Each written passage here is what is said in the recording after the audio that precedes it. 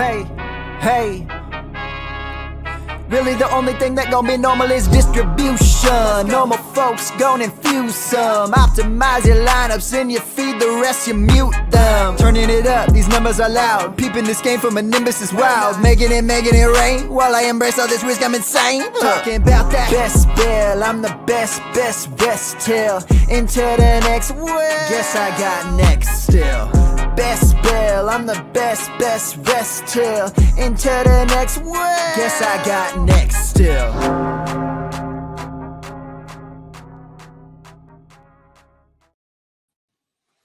All right, it's Bradley, it's Jake. We're back at it. Look at us on the Best Bell Fantasy Football Podcast and live stream.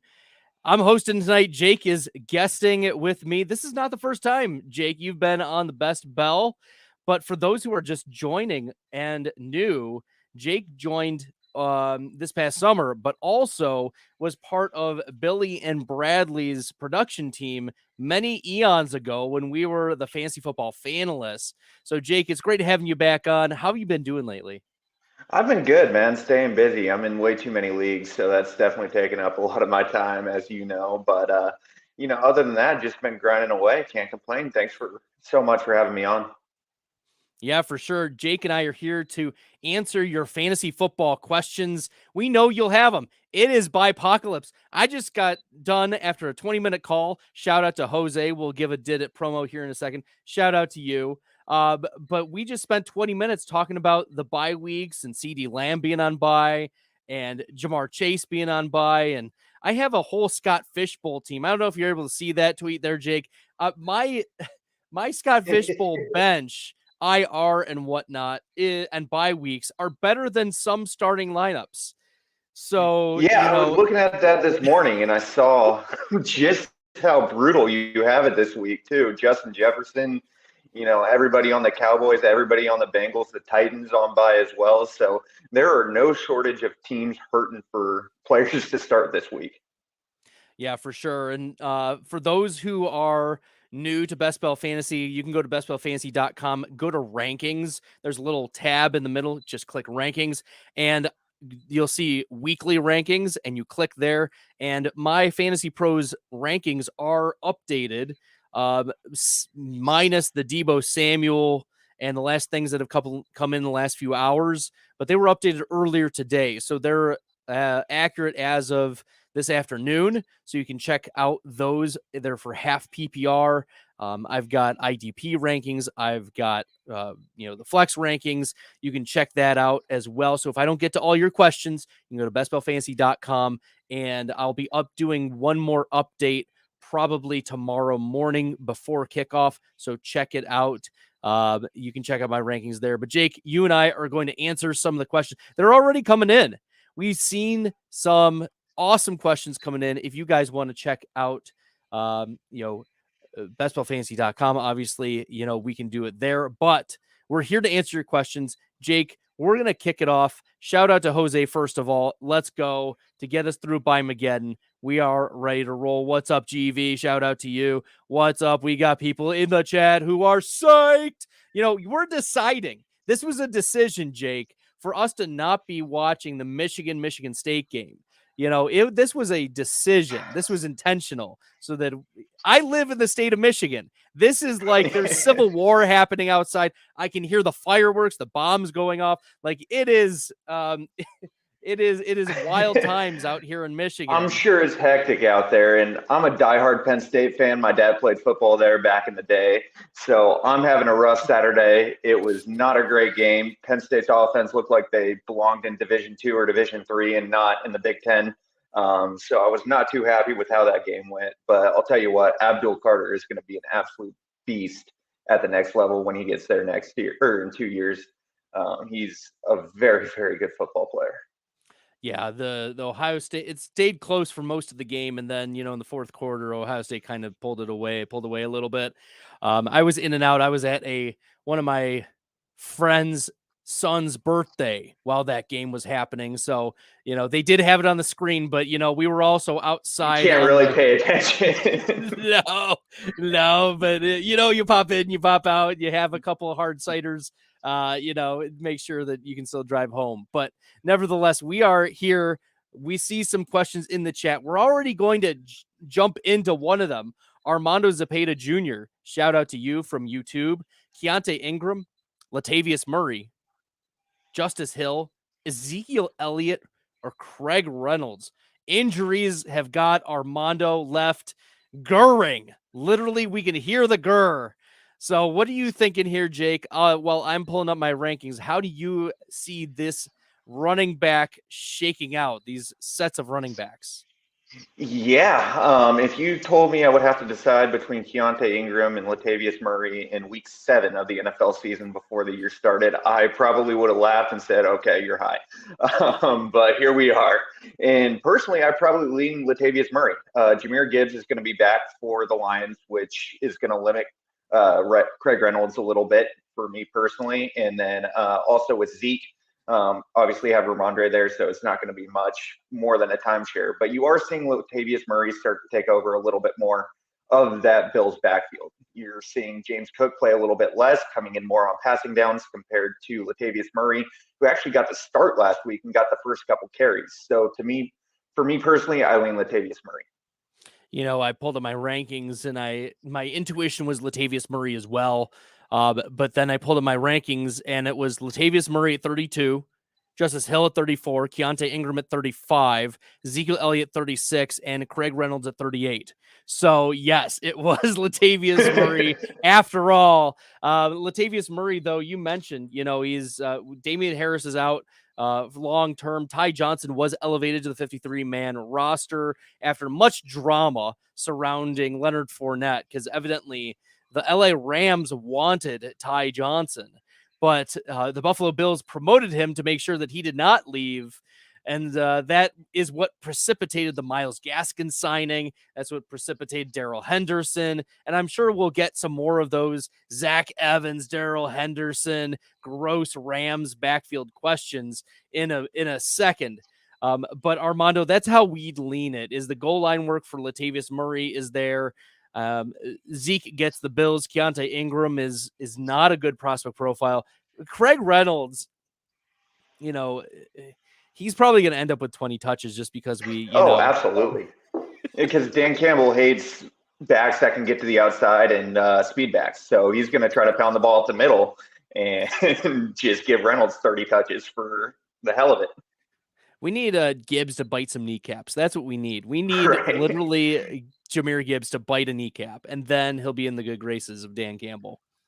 Something like that. I mean, between him and Swift, they had to do something to piss Dan Campbell off in order to not get as much playing time as guys like Reynolds and David Montgomery. But, that's why I guess they're making the decisions and not me, and I'm just playing fake football.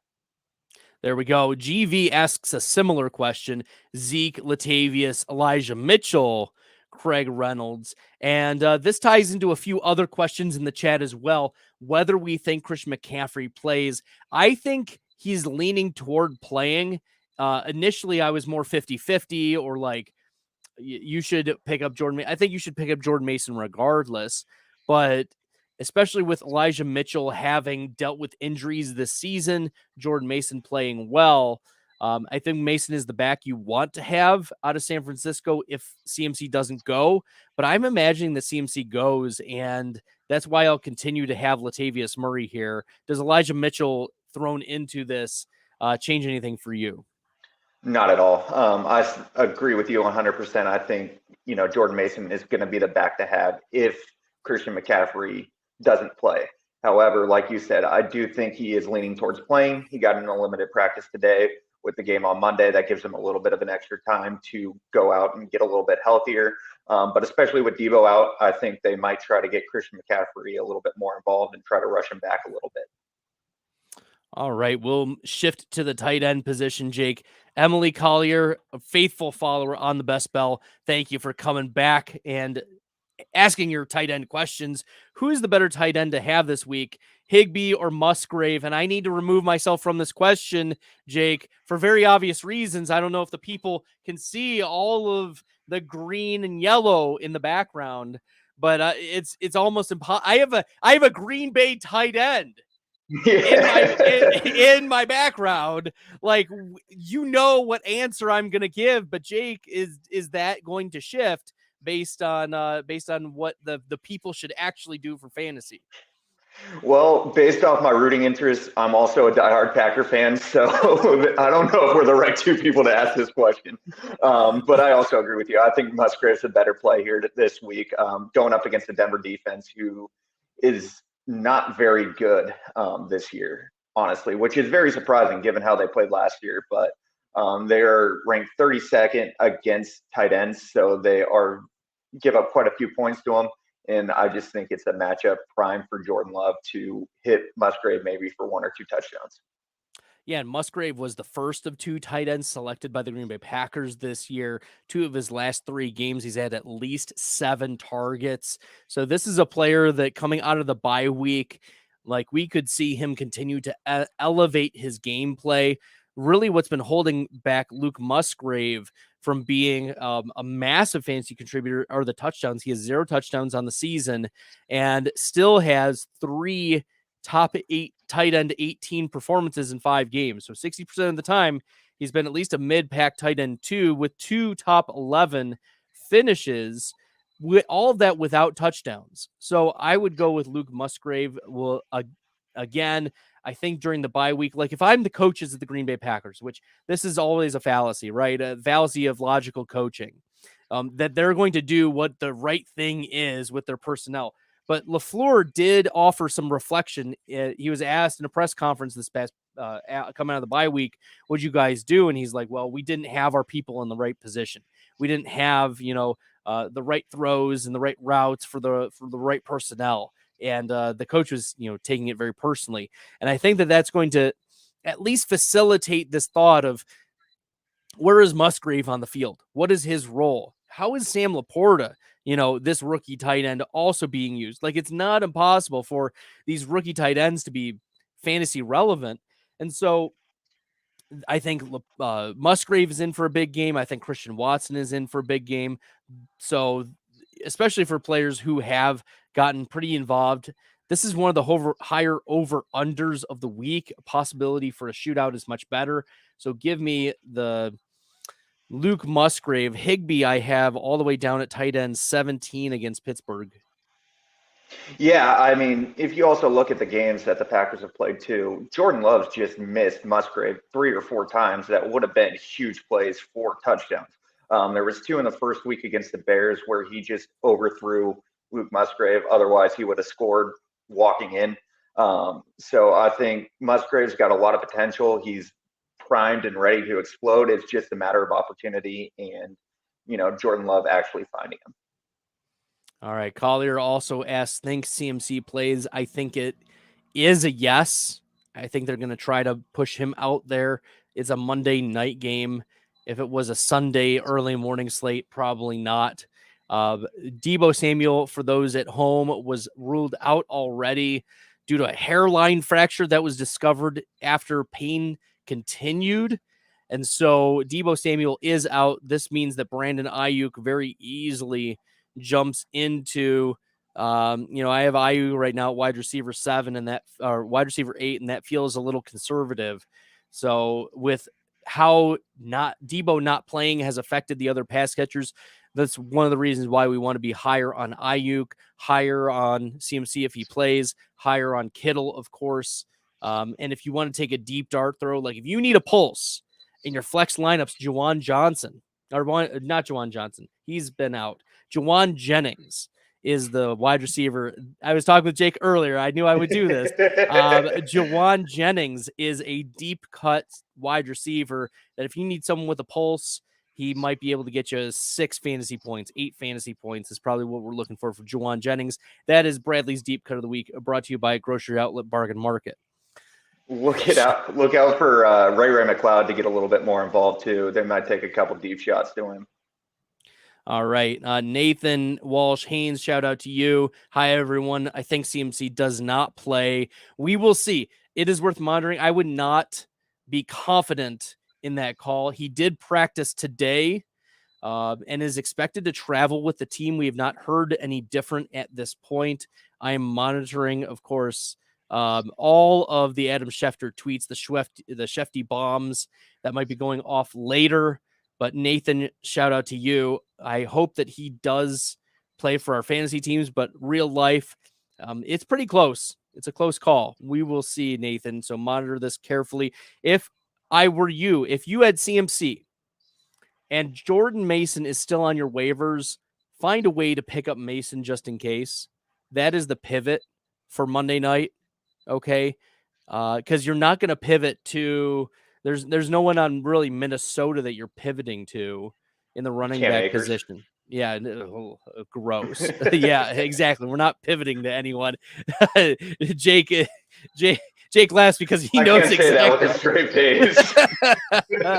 There we go. So CMC does not play. That's what Nathan thinks. Evening, gents. Full PPR. Start 2. James Cook, Brian Robinson, Drake London, or Hollywood. I've got my 2 in mind. That's a pretty solid team if he's got those for his choices this week. Yeah, I got the 2 for me are I've selected them, but I want your take here, Jake. Yeah, I'm going to go Drake London, and I'm going to go Brian Robinson. So Drake London's been getting more and more involved in the offense every single week. He's coming off double-digit targets. And Brian Robinson is going to have a really good game script this week as well. The Commanders line up against the New York Giants, who finally had a decent week on defense last week. But before that, they couldn't stop a nosebleed. So those would be my 2 picks. Look for Washington to try to control the ball and keep it in Robinson's hand. I think he's primed for a big game. Awesome. Yeah, Robinson as well is on my list, and Hollywood is the other that I think I want to be starting. It's going to be really hard for me to move off of Hollywood Brown against Seattle. Seattle gives up a lot of fantasy points to opposing wide receivers. We'll also look at what Hollywood Brown has done from a metrics perspective. I mean, 4 of his last 5 games, he has at least 10 targets and has finished as a top 20 wide receiver in 3 of those 4 games. So I'm here. I know he's wide receiver 54 last week on 11 targets. He's bound for a regression, right? And this is also a game where we know Arizona has a bad defense. So that's going to be possible shootout potential. I don't have the over-unders in front of me, but that's what I'm pulling up right now. But I imagine that this is one of those at least like 44 plus over unders. Arizona Seattle is 44.5. I was right on. Let's go. What concussion? what concussion? Exactly. Yeah. Stalder still got it, whatever. So nevertheless, if teaching doesn't work out, you could always be a bookmaker. Yeah, there we go. Sign me up, DraftKings Sportsbook. You hear it. I got it. Okay. So anyways, Brian Robinson and Hollywood are mine. Jake goes with Brian Robinson and Brian Robinson and Drake London. And I agree. Drake London has gotten more involved. It's just, I don't know. It's my bias, I guess, against the Atlanta Falcons. Fading Arthur Smith is never a bad idea because Tyler Algier will probably get 30 carries this week. Hey, I projected Bijan Robinson would be running back 15 this year, and he's running back 12 right now. So I'm not really taking that. I'm not taking the L, guys. I'm not taking the L. It wasn't quite running back 15, but geez. Well, not yet. Hold on. There's still time for him to fall. Man. And, I was like scoffed at. I was laughed out of I was guesting on some podcasts. I was laughed out of the guest spot. Like some of these hot takes, I know some of them are hot takes, fine, whatever. But I run the projections. I'm sometimes a machine. I'm the machine. And the deal is sometimes the machine is more right than the humans, than the man. And, I won't take the L on Bijan at this point. To be fair, I thought before the NFL draft, Bijan Robinson, top 5 running back, was going to be a pretty nice take. And then he got with Atlanta, and I thought that's a really bad landing spot because Algier is actually #good at football. No. He is. I mean, he only rushed for 1,000 yards last year. I mean, is that our metric of success? I mean, only 1,000 yards as a rookie, one of the best PFF rush grades, a really quality yards after contact per attempt. I mean, like, what are we That's doing? it. I Yeah, mean, yeah. that's it. Yeah. He's a quality back. And, but what's wild is it was a bad selection by Atlanta because they had so many other needs, Absolutely.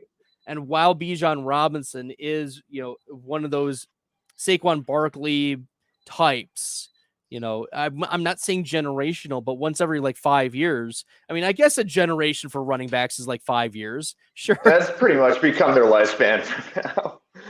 But Bijan is a player that I only drafted when he fell in the second round. And he did like about 10% of the time. So I got about 7% Bijan Robinson. No, I'm pretty much the same way. I was fading him pretty hard when he was going anywhere between 4 and 8. I just couldn't justify paying that price. I didn't think that he would be getting the touches that would justify that, especially over guys like Eckler and CMC, and CMC going in top 3, but Eckler and then taking a wide receiver in that range, I'd prefer to go there. For sure. I was double tapping Amon-Ra and Garrett Wilson a lot of the 1-2 turn, and the Amon-Ra worked out. The Garrett Wilson, though, man, oh man, that not having Aaron Rodgers was crushing. Yeah, I was bullish on Calvin Ridley, so I feel your pain there. Hey, Calvin Ridley, in the games where Zay Jones has played, has been a top 6 and top 9 wide receiver those weeks. We just need Zay Jones. Yeah, but how many games has Zay Jones played? We just need Zay Jones back in the lineup. He's played 2, and we just need Zay Jones healthy. That's what we need. Nathan comes back and says, okay, we've got DK Metcalf, Jacoby Myers, Harry McLaurin, Rashee Rice, Josh Downs. Do I sit DK since he's questionable and roll with Rice or Downs? This is a question because this is a 4:00 game. Right. Mm-hmm. And this is probably the most questionable we've seen DK Metcalf for some time. Pete Carroll, the ever optimistic Pete Carroll, commented on DK Metcalf that he's dealing with a pair of injuries, both ribs injuries and a hip injury that was sustained during week 6. So we will see. I mean, it is a major question. I think DK toughs this game out. But we're going with Jacoby Myers. We're going with Terry McLaurin. I would rather have Rice over Downs is how I'd have it ranked.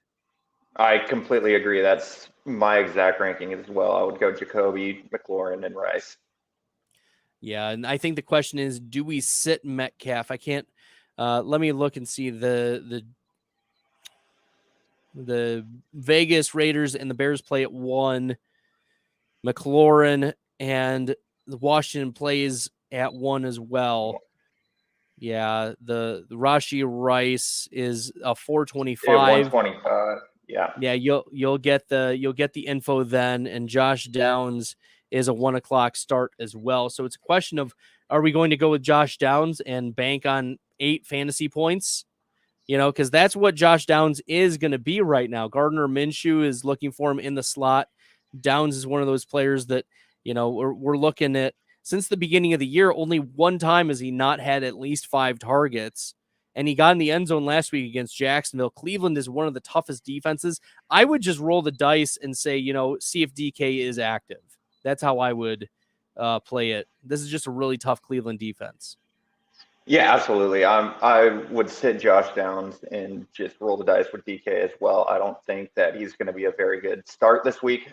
Like you said, Cleveland is one of the top defenses in the league. I don't know how much time Minshew is going to have to throw. So I think that DK is probably the better play. All right. Armando Zapata Jr. says, sweet. Thanks, guys. Appreciate what you do. Cheers. Cheers to you, Armando. And if you guys like the content and you find this really helpful, make sure you're smashing that subscribe button. We're almost at 1,700 subs here on the channel, and has grown a ton since the last time Jake has been on. So really excited to continue to bring on guests like Jake and others. We had Jacob Famian, double Jakes over the last 2 days. I got to treat this one with a little bit more respect. Yeah, look at this. So we're excited. We're ready to roll. Big plans are in store for Best Bell moving forward. I'm excited about all the things that we've been able to do over the last year and a half or so. And having Jake on is really great. So if you guys like the content and find this helpful, make sure you smash the subscribe button. Lucas Quack 1, shout out to you from Twitch. Look, Jake, you're bringing the Twitch followers with you. Look at that. Never been on Twitch in my life, but hey, I'm happy they're all here.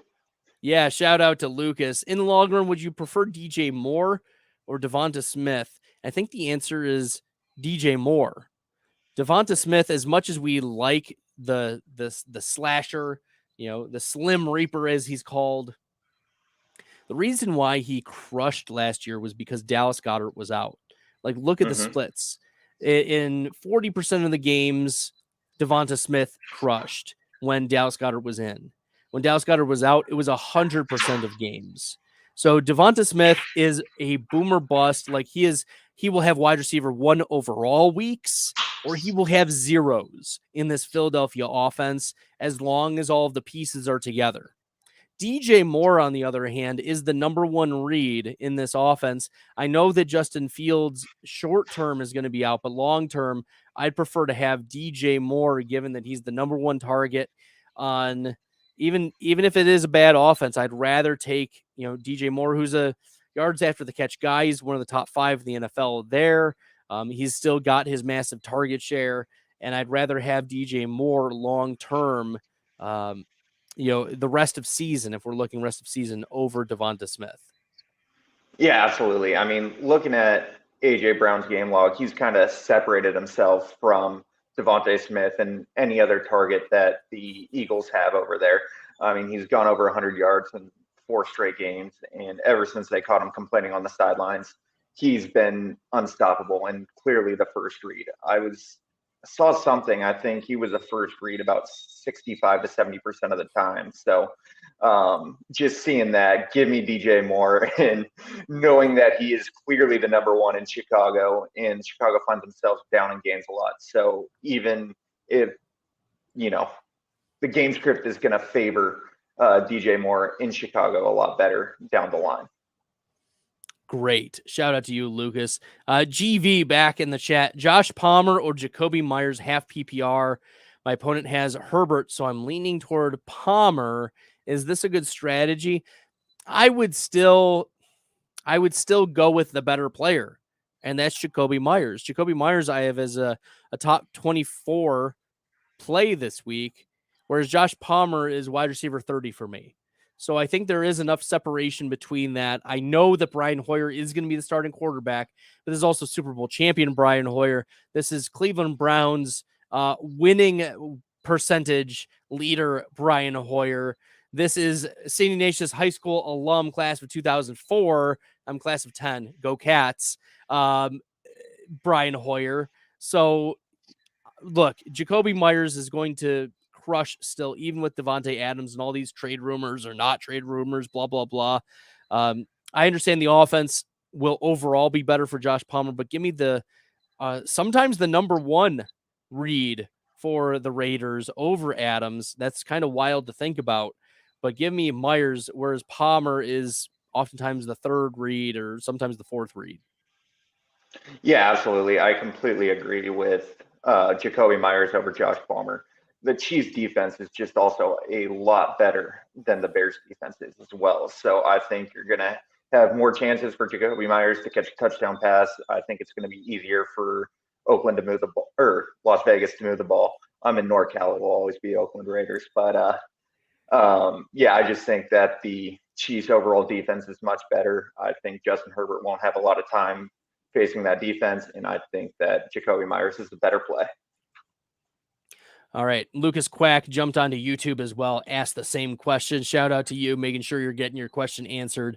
Appreciate you, Lucas. Which defense would you start, Browns or the Raiders? You're, of course, starting the Browns against the Colts. That's so easy, Joshua. I didn't even have to look at my rankings. That's how easy it is. You're starting the Browns against the Colts. Yes. This is awesome. Thanks, guys. We'll definitely tune in again. Appreciate you, Nathan. Shout out to you. Out of these players, which two do I start? B-Rob, Pickens, or Osborne? Deontay Johnson is back this week. How hard are we fading George Pickens, or does it not matter with Pat Freiermuth now on the injured reserve? I'm not fading Pickens this week at all. I am playing Pickens and I'm playing Robinson. I am not trying to touch any part of that Minnesota Vikings offense this week if I don't have to. With Justin Jefferson out going against the 49ers, it's just not going to be a fair fight. So I am staying far away from Osborne and play Pickens and Robinson. Yes, Brian Robinson, George Pickens, don't get cute. Let's do it. Just a random kid from YouTube. That's literally your username, so shout out to you. Hey, fella, hope you are doing good. Need some advice. Someone is trading Godwin and Monty for Nakua. Is this good? My running backs are Eckler, Brees Hall, Mostert, Cook.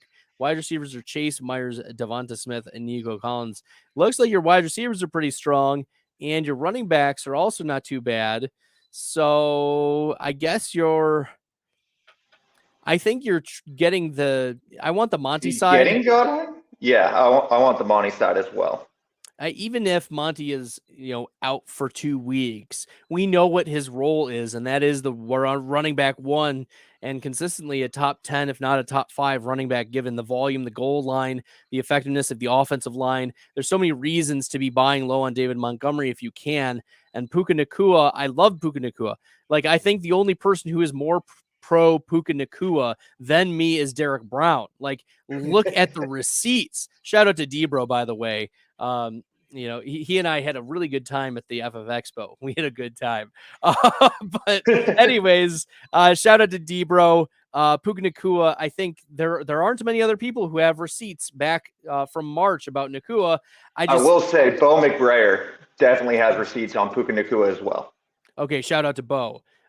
Let's go Godwin and Montgomery, though. Yep. Okay. Wan'Dale Robinson or Darius Slayton. For this week, I have Wan'Dale at 41. Darius Slayton is at 53. I'm playing Wan'Dale as well. I'm actually starting him in a couple leagues where I have Bymageddon going on. So I think that he is going to get the bulk of the targets from Tyrod. Tyrod showed that he liked throwing the ball last week against the Bills. I don't see much changing this week. Yeah, 8 for 62. Can't really complain about that. Wan'Dale Robinson, 5 targets in every game that he's played, including that San Francisco game where he was just getting eased back in. He's going to catch everything. It's going to be close to the line of scrimmage. The problem with Wan'Dale is going to be touchdowns. If he can fall into the end zone, he's going to be one of the, a top high-end wide receiver too, but he's going to be just a mid flex play pretty much week to week. So PPR flex, Wan'Dale Robinson. Next, Terrell T. JMO or Romeo Dubs in standard leagues. I personally lean JMO just because of the big playability. You see him get a lot more down the field targets, and I think that with Christian Watson back, Packers are going to try to get Luke Musgrave a lot more involved in the offense. Potentially Aaron Jones coming back. There's only one football in Green Bay, and trying to feed all 4 of those mouths is going to be a little bit more difficult. I lean Jameson just for the potential of the home run play. I am also there. I've never been a Romeo Dubs believer. Call me a doubter. Call me a doubter, a doubter. I don't know. The play on words didn't really work out too well, but that's what we're here for. We're here for bad puns. We're here for all of the ridiculousness, but strong analysis. And the reality is Romeo Dubs really struggled when Christian Watson had the full-time role again. Like, we saw that happen last year, and we saw it again in week 5 against the Vegas Raiders. Christian Watson in a full-time role. Romeo Dubs only 3 targets in that game. So that's not going to be the role for Romeo Dubs. He's going to be a complimentary piece. Now, shout out to Dubs for improving. He certainly is playing better than he did last year, because in the first half of the season, when he was healthy, Romeo Dubs was among qualified wide receivers, the worst PFF graded wide receiver among all wide receivers. You couldn't be any worse than Romeo Dubs. Now, shout out to him for improving and playing better, but JMO is the play continuing to move forward. He's probably going to get more yards and has a higher touchdown possibility. You mentioned the big plays here for JMO. Okay. Ooh. Dylan Fink. Shout out to you. This week, pick one, Stafford or Howell. And then we also have to pick some DSTs, Rams, Seahawks, or Packers. Ooh. So I'm personally going to lean Howell, actually. I think the Washington Commanders offense is going to have to put some points up on the board. And then in terms of the defense, I'm going to go with the Green Bay Packers. We know what the Denver Broncos are, and that is a not very good football team. So I don't think that I think that Cardinals are better, and I think Pittsburgh's a better offense than than the Broncos. So I would personally lean Packers and Howell. I will lean Packers, but Stafford. That's how I'll go. Can't go against the Packers here. We got two Packers guys. Yeah. It's just a loaded question at that point. Yeah, you guys throw Packers questions in. What do you expect? Like, come on, we got the unless it's Romeo Dobbs. We got the cheese glasses here, guys. Come on. Half PPR must-win week. Do we go Palmer or Donta Foreman? I'm going to go Palmer. I think that Palmer is going to be able to get a little bit more, a couple more receptions. Sorry, can you hear me still? Yep, I got you. I can hear you. Give me just a second. I'm having some technical difficulties. That's okay. I will go. Oh, there we go. Now we're back. You got me? Okay, Yep. Cool. I will go with Donta Foreman with the implied volume that Chicago is going to give. And the second reason is if it's Tyson Bagent or Bagent, however you pronounce it, Secret Bagent is what Jake Fabian from last night called him. Tyson Bagent is there, like he's a D2 quarterback, probably not going to be asked to air it out very much. And if that is the case, what goes up must come down. And so if it's going down for the pass attempts, it's going up for the rush attempts. We saw last year, Donta Foreman able to handle 25 to 30 carries in a game, and he's run very well or well enough. The other thing that I'd say is his breakaway run rate last year was top 10 among running backs. He was top 30 in juke rate, and he did all of that on the 8th highest stack front carry rate. So they were anticipating the run anyways, and he was able to put up respectable efficiency metrics. So I am here for Donta Foreman. Maybe this is just my complete bias against Josh Palmer, who is also hashtag not good at football, but is getting volume. So I just prefer Donta Foreman, but I do see the appeal of Josh Palmer getting the LA Chargers. He's always in line for a touchdown. Yeah, absolutely. I just think that Darrington Evans, shout out Billy, who absolutely loves Darrington Evans. I think he's going to get a lot of work. I think they're going to check it down to him a lot with Deontay Foreman playing a lot more on the first and second down, and just don't think he's going to be very efficient against that Raiders front seven. All right. Thoughts on Kittle? No Debo? Yeah, you're starting Kittle. Fire him up. Yeah, fire him up as a top 5, easy top 5 tight end this week. Seahawks or Buccaneers defense this week. Remember the Seahawks, they face off against Arizona, and the Tampa Bay Buccaneers face off against Atlanta. Give me the Seahawks. Yeah, I agree. Give me the matchup first, Josh Dobbs. Full PPR, Kareem Hunt versus Indy or Latavius Murray. We're going Latavius Murray here. Yeah. Yes. Yep. 100% Okay. agree. Easy. Easy. Making sure that we're going with Latavius. Yeah. Start Jacoby Myers or Hollywood Brown. I would go Hollywood. I agree with that. Yeah, I would go Hollywood this week. Yep. We'd go Hollywood. Okay. We've got questions about he needs a running back and a flex. Played Ridley, so he's down by 28. Come on, Zay Jones was ruled out. Not to play Calvin Ridley if Zay Jones is out. That is the rule, Daniel Capskeeden. Shout out to you for trying to come back from Calvin Ridley. We got Moss, Foreman, Ford, Addison, Downs, Deontay Johnson, Rice, and Lockett. A fourth of the team is injured. We're going to go for running back. I think you go You go Foreman. I think he gets more volume than Ford. Mm-hmm. And then the I flex, agree with that. I think you put in Tyler Lockett. Yeah, especially with DK being questionable. I think that's a pretty easy start to throw him in there this week. Going up against that Cardinals secondary who's looked beatable, especially at times. So I think definitely Foreman and Lockett are the plays.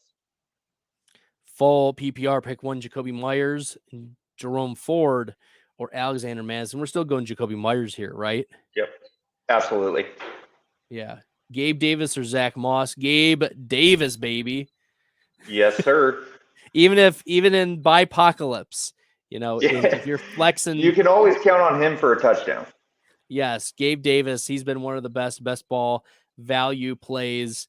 He was being drafted wide receiver 30, and he's put up a best ball value rating in the top 15. So we're happy for that.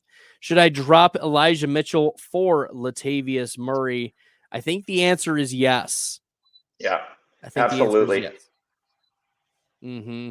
Javonte Williams or Foreman in standard? Ooh, a rare bird in the standard league here. I'm going to go Foreman this week with McLaughlin still getting quite a bit of work, getting about 50% of the touches. I think Foreman has a better chance for volume.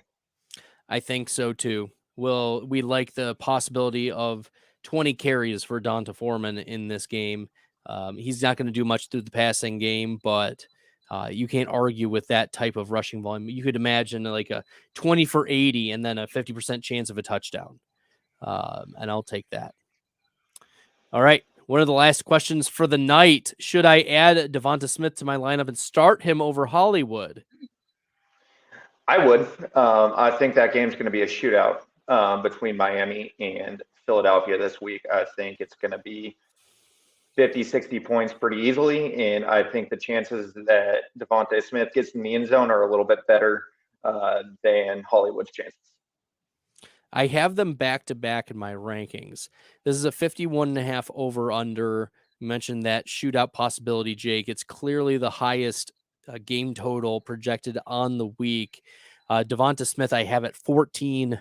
Hollywood, I have at 15. So it is neck and neck. It's a coin flip for me.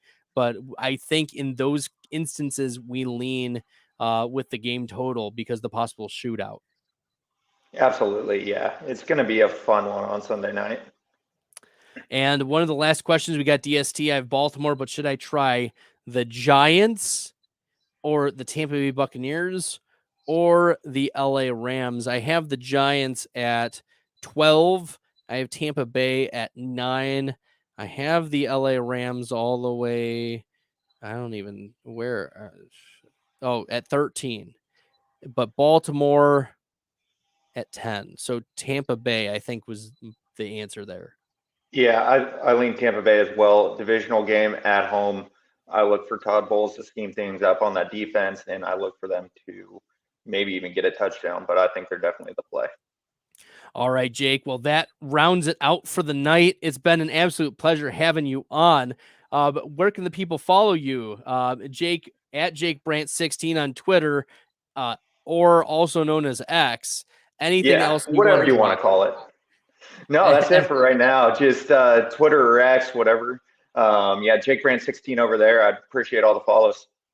All right, sounds good. If you guys like the content and found it helpful, make sure you smash that subscribe button. Make sure you go to bestballfantasy.com, go to rankings, weekly rankings, and I will be doing some final updates tomorrow. So keep your eyes peeled. I do a couple rankings, updates, and shifts as we get the final inactive lists, and I do my final, wizardry. So check it out there. It auto updates from Fantasy Pros.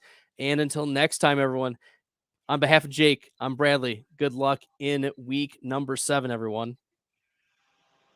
I embrace all this risk, I'm insane. Talking about that best bill, I'm the best till into the next world. Guess I got next still. Best bill, I'm the best till into the next world. Guess I got next still.